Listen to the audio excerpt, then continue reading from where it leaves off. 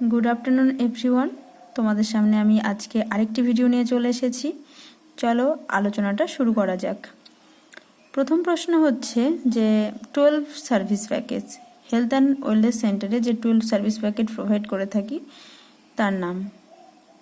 প্রথমে যেটা হচ্ছে antenatal care and child birth, দ্বিতীয় neonate and infant health, 3 number childhood and adolescent health, 5 family planning and reproductive health, 5 management of communicable disease, 6 management of non communicable disease, 7 basic ophthalmic care, basic ear nose throat care, basic mental health care, basic dental care, basic geriatric health care আর emergency care. এবার দ্বিতীয় প্রশ্ন, roles and responsibilities of CHO. CHO job responsibilities, roles and responsibilities related to health service. হ্যাঁ, যে 12টা service package provide করা হয়ে থাকে, যে বললাম antenatal care in pregnancy and neonate, infant and childhood health, adolescent health, family planning and reproductive health, যে 12টা সার্ভিস প্যাকেজ আছে তার ক্ষেত্রে রোলস রয়েছে সিএইচওর একজন। তারপর হচ্ছে কি না, roles and responsibilities related to administrative.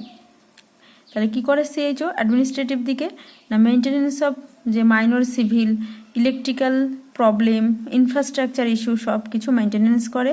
তাছাড়া ইনভেন্টরি ম্যানেজমেন্ট করে for drugs, equipment, logistic, formats and register.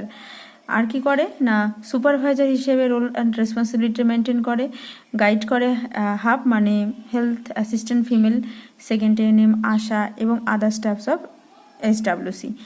কী করে না, আনটাইড ফান্ড যে ফিনান্সিয়াল ম্যানেজমেন্ট পার্টিসিপেট করে অ্যাক্টিভলি আনটাইড ফান্ডের ক্ষেত্রে, অ্যাটেন্ডেন্স রেজিস্টারটাকে মেনটেন করে।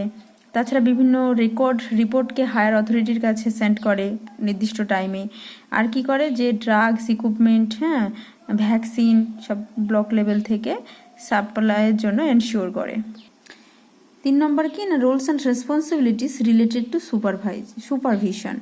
কী করে না, সুপারভাইজ এবং গাইড করে ওই যে first ANM, second ANM, ASHA, তাছাড়া আদার স্টাফ অফ এসডাব্লিউসির বিভিন্ন রকমের হেলথ প্রোগ্রাম প্ল্যানিং অর্গানাইজেশন করার জন্য সুপারভাইজ করে। তাছাড়া হোম ভিজিট করা, ফিল্ড ভিজিট করা সব কিছুই করেন। আর মিসলেনিয়াসের ক্ষেত্রেও রুলস অ্যান্ড রেসপন্সিবিলিটি মেনটেন করে বা পালন করে। 3 নম্বর প্রশ্ন হচ্ছে কি, বার্থ প্রিপেয়ারনেস। বার্থ প্রিপেয়ারনেস কি? Early ANC registration and 4th ANC visit complete, identification of birthplace and skill birth attendant, encouraging institutional delivery, locate nearest first referral unit, identify করা এবং arrange করা for transfer, identify support provider, identify blood donor if required, যদি প্রয়োজন হয়ে থাকে blood ডোনারকেও identify করে রাখা। 4 নম্বর প্রশ্ন কি না, high risk pregnancy. High risk pregnancy বলতে কি বোঝো বা হাই রিস্ক প্রেগনেন্সির মধ্যে কারা কারা পড়ে? যদি এজ 19 বছরের হয়ে থাকে তাহলে হাই রিস্ক, এজ যদি 35 বছরের উপর হয়ে থাকে তাহলে, হাইট যদি 150 সেন্টিমিটারের নিচে হয়ে থাকে বা 140 সেন্টিমিটারের নিচে হয়ে থাকে সেক্ষেত্রে, এক্লামশিয়া যদি মাদার হয়ে থাকে, প্রি এক্লামশিয়া যদি থাকে, এপিএইচ মানে অ্যান্টিপার্টাম হেমারেজ যদি থাকে, অ্যানিমিয়া যদি থাকে, অ্যাবর্শন যদি, multiple pregnancy, twin pregnancy, threaten abortion, CPD মানে সেফালোপেলভিক ডিসপ্রপোর্শন, গ্র্যান্ড মাল্টিপারা যদি থাকে, ইউট্রাইন প্রোলাপস, পলিহাইড্রামনিয়াস, আরএইচ ইনকম্পাটিবিলিটি। তাছাড়া যদি বার্থ স্পেসিংটা যদি 2 ইয়ার টু 10 ইয়ার্স যদি থাকে সেক্ষেত্রে হতে পারে। তার যদি কার্ডিওভাস্কুলার ডিজিজ থাকে মানে কিডনি ডিজিজ যদি থেকে থাকে, ডায়াবেটিস ম্যালাইটাস, ম্যালনিউট্রিশন, মাদার যদি ম্যালনিউট্রিশন হয় তাহলেও সেক্ষেত্রে তারা সবাই হাই রিস্কের মধ্যে, হাই রিস্ক প্রেগনেন্সি। 5 নম্বর প্রশ্ন, চলো পিপিআইসিডি বলতে কি বোঝো? পিপিআইসিডির ফুল ফর্ম হচ্ছে কি, পোস্টপার্টাম ইন্ট্রাইউটেরাইন কন্ট্রাসেপটিভ ডিভাইস। এবার হচ্ছে ইনসারশন টাইমটা জানতে হবে। ভ্যাজিনাল ডেলিভারির ক্ষেত্রে একরকম হবে আর সিজারিয়ান ডেলিভারির ক্ষেত্রে। ভ্যাজিনাল ডেলিভারির ক্ষেত্রে কি হবে না, আফটার এক্সপানশন অফ প্লাসেন্টা থেকে উইদিন 10 মিনিটস অফ ডেলিভারি 10 মিনিটের মধ্যে ইনসারশন করা হয়ে থাকে। আর যদি সিজারিয়ান ডেলিভারি কি হয় না, সিজারিয়ান ডেলিভারির ক্ষেত্রে after removal of placenta and before closing of uterine incision, তার মধ্যেই সিজারিয়ান ডেলিভারির ক্ষেত্রে পিপিআইসিডি পড়ানো হয়ে থাকে। তাছাড়া যদি ইমিডিয়েট পোস্টপার্টাম হয় তাহলে 24 আওয়ার্স আফটার ডেলিভারি মানে উইদিন 24 আওয়ার্সের মধ্যে করতে হবে ডেলিভারি হওয়ার পরে। আর যদি আর্লি পোস্টপার্টাম হয়ে থাকে তাহলে সেটা আপ টু 7 ডেজ পর্যন্ত। আর যদি এক্সটেন্ডেড পোস্টপার্টাম হয়ে থাকে তাহলে 6 উইক টু 1 ইয়ার পর্যন্ত। 6 নম্বর প্রশ্ন কি না স্ট্যান্ডিং অর্ডার। স্ট্যান্ডিং অর্ডার বলতে কি বোঝো? অনেককেই ইন্টারভিউতে ধরা হয়েছিল স্ট্যান্ডিং অর্ডার বলতে তুমি কি বোঝো।